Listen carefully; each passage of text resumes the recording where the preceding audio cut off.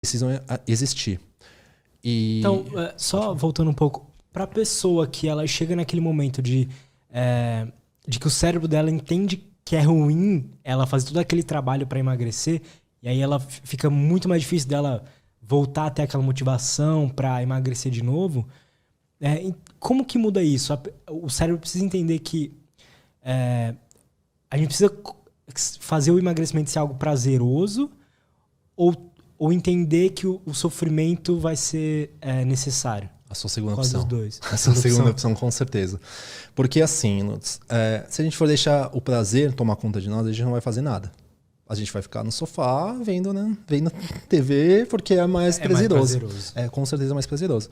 O que é mais prazeroso? Você chegar ali, abrir qualquer aplicativo, não sair para, sei lá, você tem que ir para a cozinha, preparar alguma coisa, você abre o aplicativo, você desce lá, pega uma comida, volta. Verdade. Então é sempre essa balança, né? E eu falo uma frase que é a seguinte.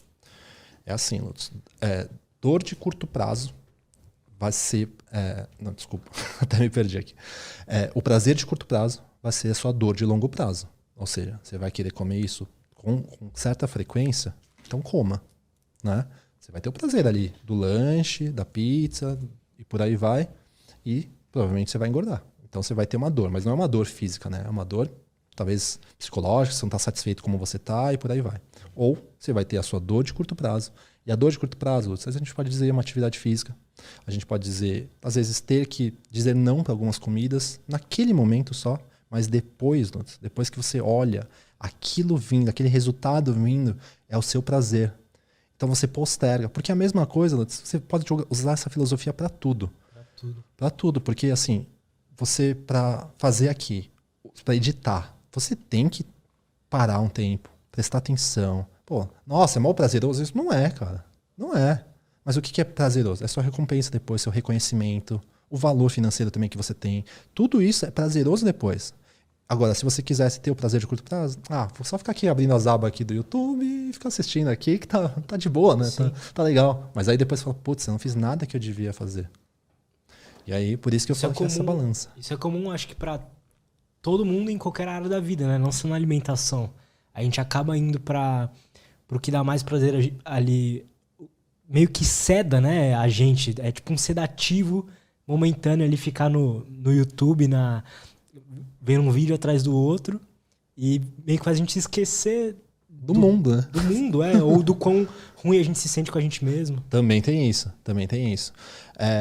Às vezes, olhar pra gente mesmo, né? Às vezes dói, a gente olhar pra gente mesmo e, tipo, se encarar. Só se encarar, assim.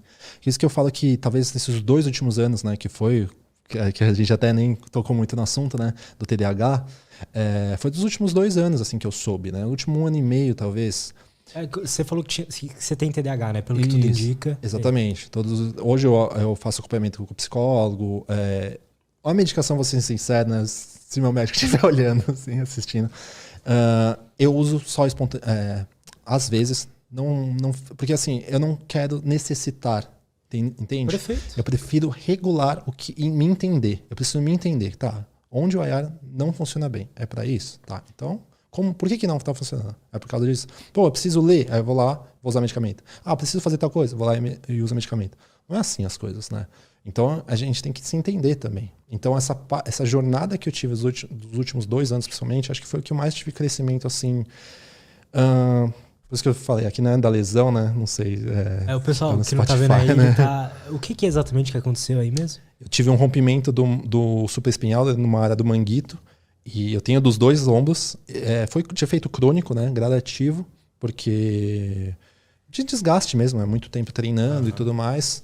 Fiz movimentos que eu falo para ninguém, nunca faça, que é o desenvolvimento militar, overhead press, com barra, não faça esse movimento, não é um movimento legal. Ele provavelmente desgastou mais minha articulação. E eu posterguei essa cirurgia, porque eu não estava preparado psicologicamente. Só que nesse processo, eu falo que hoje eu vivo numa filosofia. Eu trago a melhor visão do pior cenário, Lutz. Então, assim, na hora, assim, depois que eu soube da lesão, tudo me destruiu. Assim, não conseguia mais treinar. Era difícil fazer a rotação de escápula, era difícil fazer os movimentos, era difícil fazer várias coisas. E aí fui perdendo massa muscular. Então, assim, aí o que aconteceu? Teve a pandemia. Aí foi a melhor coisa pra mim, porque eu podia ter uma desculpa, então. Uhum. Tipo, a academia tá fechada. Aí não fiz exercícios da físio, não fiz nada. O que aguentava a minha articulação rompida? Meu músculo. Meu músculo sustentava aquilo, então ela estabilizava a minha articulação para que não sofresse mais tanto. Sem a musculatura, eu fui perdendo ela e aí começou a inflamar mais a articulação e ela foi sendo mais recrutada. Por isso que os idosos acabam tendo lesões articulares, porque eles vão perdendo a massa muscular e ali que sustentava aquele tendão foi se perdendo ali e foi caindo. Então, nesse percurso foi que eu tive um maior crescimento, assim, talvez essa espiritualidade, autoconhecimento, trazer essa parte que aí eu descobri do TDAH e eu falei, cara, putz, tipo, eu falei, nossa, foi um estalo assim, eu falei, cara, faz muito sentido para muita coisa da minha vida. Tipo, a compulsão. O TDAH tem muito envolvido com a compulsão alimentar, com a impulsividade. Então você já deve ter ouvido falar, né, do TDAH, qual é a impulsividade. Eles são muito impulsivos, não tem meio que um controle, porque falta dopamina no córtex pré-frontal, né, para segurar esse freio. Sim. E é assim, eu sei que às vezes a gente vai para cá, vai para lá, né? Vambora, a gente vai trazendo. Isso, Então, assim, eu dou uma analogia muito simples, né? Que é como se no nosso cérebro, lá profundo, a área primitiva é bem mais fácil do que falar pela neurociência mais complexa, tudo, que é o cérebro trino, que você tem a sua área mais primitiva, mais interna, que se preocupa simplesmente com as coisas mais básicas. Coração bater, respirar, você não ter que... Imagina se você tivesse que pensar aqui, para o seu coração bater enquanto a gente está fazendo isso. É um desgaste muito grande para o seu cérebro. Uhum. E outras coisas que tinham de sobrevivência. Sentir prazer é uma área que ela gosta, é uma coisa que ela gosta. Fugir da dor e sobreviver. É isso que uma área primitiva precisa. Então, beleza. Que é o cérebro reptiliano. Não sei se você já ouviu falar esse nome. Sim. Esse cérebro reptiliano se preocupa com essas coisas bem básicas. Então, só que se você for pensar... e ela também se preocupa em acasalar, né? Seria o sexo em si, mas por quê? Isso é uma questão de sobrevivência também da prole. E aí, se você for pensar até evolutivamente, isso é bom. Aí a gente vem para uma área mais mediana, né? Que seria o sistema límbico, que é a área das emoções, das áreas dos sentimentos e também dos nossos aprendizados, o que a gente conecta. Porque eu falo de uma forma muito simples. Emoções geralmente é um impacto direto que a gente sente perante aquilo. A emoção geralmente é uma positiva, uma negativa, mas o sentimento ele é uma caracterização construída. Você constrói um sentimento. O sentimento é um amor. Tipo, você pergunta para qualquer pessoa, o que é amor? Amor, tipo, a pessoa não sabe explicar, mas é uma construção toda. É um aprendizado, né? Então, beleza. Aí a gente tem essa área. E aí a gente tem todo o neocórtex, que faz parte do córtex pré-frontal, tudo, e essa área. Todas estão se comunicando o tempo todo. E o que acontece muitas vezes no TDAH, por exemplo? Essa pessoa deixa essa área mais primitiva, que busca muito prazer, tomar meio que conta. E ali é como se o filtro dos caras da frente, que é o gestor todo gerente dessa parte do neocórtex, né? Não tem. Então, não é que não tem, né? Falta às vezes. Então ele vai muito na impulsividade. Então, tipo, pô, se é bom, eu vou. Por isso que eles têm, assim, tem diversos estudos que mostram, né, que TDAH tem um alto grau de assim, para ter uma ideia já de começo. É o público que mais tem tendência a ter acidente de carro pela distração, né? Seja celular, olhando para qualquer coisa, viajando. Outra coisa, impulsividade alimentar, virando compulsão alimentar, porque tudo começa com uma impulsividade até virar uma compulsão alimentar. Impulsividade com compras, perder-se com compras. Se afundar em drogas, uso de drogas.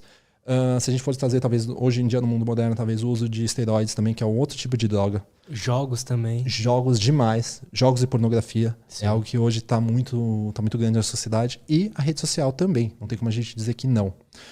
Porque é uma apanhada de informações muito rápido para você ter uma questão... Imagina quanta coisa você não vê. Você não vê ali. Vai, passa. É muita coisa.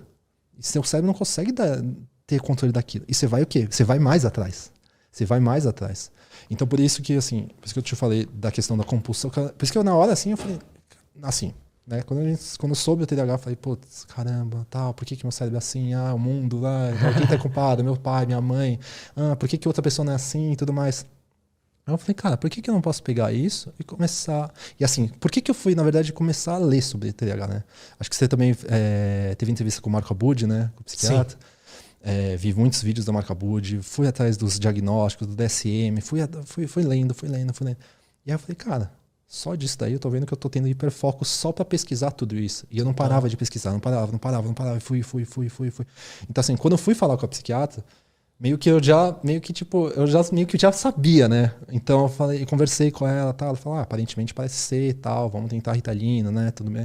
E eu já estava meditando, eu já estava estudando bastante, eu já estava trabalhando bastante. Eu falei, cara, mas está faltando alguma coisa da minha organização. Por que eu não consigo me organizar? Por que eu não consigo sentar e fazer, às vezes uma dieta, às vezes eu demoro 3, 4 horas. cara, eu tenho que fazer mais rápido isso. Por que não tá rolando? Então, aí nessa hora eu falei, beleza. Aí a Ritalina ajudou, né? Metilfenidato e tal, mas assim, foi muito pouco. E aí eu falo para todas as pessoas, não é a pílula mágica, né, que a gente tava falando. Aí o que aconteceu? No meio desse processo, eu tive Covid. No meio desse processo, também eu acabei tendo... esse processo assim, eu já tava lesionado, tá? Eu voltei a treinar, mesmo lesionado, consegui recuperar bastante a massa muscular, tudo mais, para minha memória muscular. Eu sei que às vezes a gente foge um pouquinho, Não, né? E ali eu comecei a... Aí quando eu fui, beleza. Aconteceu essa parte do TDAH, né? Que foi depois que eu soube. Um tempo depois, tava usando a Ritalina, acabei tendo Covid. Aí, né, quarentena, tudo. Aí a academia fechou. De novo, né? Aí eu falei, putz, agora de novo. Aí eu falei, não, dessa vez não vou me deixar. Porque eu já tinha tido um conhecimento esses meses. Aí eu falei, não vou me deixar dessa vez. Aí comecei a fazer exercício em casa. Aí a psiquiatra sempre falando, você não quer fazer acompanhamento com psicólogo, tal, não sei o que lá. Eu falei, putz, será que vai me ajudar? Aí não fazia, aí postergava. Aí uma hora eu falei, não, vou aceitar, vou fazer. Aí comecei a fazer. Não deu certo com a primeira. E aí eu falo isso pra todo mundo. Não é o primeiro psicólogo que às vezes você vai o santo bater. Você às vezes precisa de um tempo, tal. E aí não deu certo. Beleza, pedi um outro, consegui um outro psicólogo. Aí com esse eu tô até hoje. Me ajudou a ver muita coisa. Me ajudou a assim, entender gatilhos da compulsão. Me ajudou a entender que... Até ele falando assim, a gente não pode às vezes colocar você num diagnóstico. Porque às vezes você tem uma tendência à ansiedade, você tem uma tendência... Às vezes a fase da sua vida está mais voltada para isso. Total. Então, assim, aí nesse percurso acabei mudando de psiquiatra. Aí ela falou, vamos continuar com a Ritalina, tal, sente bem, né? Beleza. Não fiz uso, assim, constante desde lá. Aí nesse percurso, o que eu percebi também? Aí a gente vai vir para a parte do cérebro. Durante esse período que eu tive Covid, os 10 dias lá que a gente fica, 15 dias, né, naquela época, você fica de quarentena. Beleza, eu tava tomando os anti-inflamatórios. Eu nunca tinha tido uma dor igual. Eu tenho escoliose, né? Nunca tive uma dor igual na coluna que nem eu tava tendo. Um dia só eu tive. Aí no outro dia, muita febre. Cada dia eu tinha um sintoma.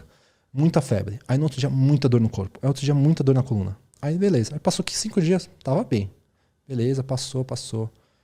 Depois, Lutz, depois desses 15 dias, ficou horrível uma coisa. Eu não conseguia fazer nada. Nada. Sabe por quê? Porque o vírus, ele afeta aqui também. E hoje já sabe muito disso, que esses sintomas podem perpetuar por até 10 meses, que é a neuroinflamação do Covid. E isso, assim, vai realmente ser um problema, né, pro nosso futuro aí, da galera aí, né. Total. E que, assim, tem gente que não tá nem se recuperando. Assim, tem muita gente que fala, às vezes me manda mensagem assim, no Instagram que não tá ainda com sintomas depois de 3, 4 meses que já não tem mais o vírus, teoricamente, né. Mas esse colateral do vírus foi ali que eu realmente senti. Eu falei, cara, eu não consigo fazer nada. Eu tinha sono o dia todo, assim, cansaço, acordava cansado, dormia cansado, arrastado. Aí eu falei, tem alguma coisa, não é só o TDAH isso, né? Eu falei, será que isso é potencializado por causa do TDAH, por causa do vírus, né? E aí também fui lá estudar a respeito de neuroinflamação. E aí fui ver quanto que um cérebro inflamado ferra tudo. Então, você está falando da neuroinflamação do vírus, mas tem a neuroinflamação que acontece por outros motivos, né? O TDAH também. O TDAH por si só já tem uma neuroinflamação, claro que maiores ainda é do autismo e da depressão, né? Mas o TDAH já tem uma neuroinflamação. Para o pessoal que não conhece, né? A inflamação seria a nível cerebral, seja uma inflamação crônica a nível cerebral. E como você melhora o balanço de uma inflamação? Agindo com processos anti-inflamatórios. E muitas vezes a neuroinflamação vem da onde? Que a gente, voltando ali que a gente estava falando, lá do intestino. Bactérias que às vezes, assim, a gente tem um balanço ali básico, falando basicamente, né, da microbiota, bactérias patogênicas e as más, né, e as bactérias probióticas. Elas estão, digamos, sempre num conflito, numa guerra, né, que eu falo muitas vezes. E as probióticas você tem que sempre ganhar essa guerra. Só que quando a gente tem uma má alimentação, muita gordura saturada, poucas fibras principalmente, muitos açúcares, as bactérias patogênicas têm um aumento. Elas causam muitos mais processos inflamatórios. E ali um problema está onde? Quando não só as bactérias, mas as inflamações causadas ali, elas não ficam só no intestino. Quando elas conseguem atravessar a barreira intestinal. A permeabilidade intestinal é chamada, o leaky gut. E quando isso é atravessado e vai correr vai para a sua corrente sanguínea e vai chegando no seu cérebro cronicamente, aos poucos, isso vai fazendo o quê? Pode ser morte de neurônios, pode ser a próprio impulso de inflamação, né? A própria inflamação crônica, seu corpo tentando lidar com essa inflamação. E aí, essa inflamação de efeito crônico pode chegar na depressão.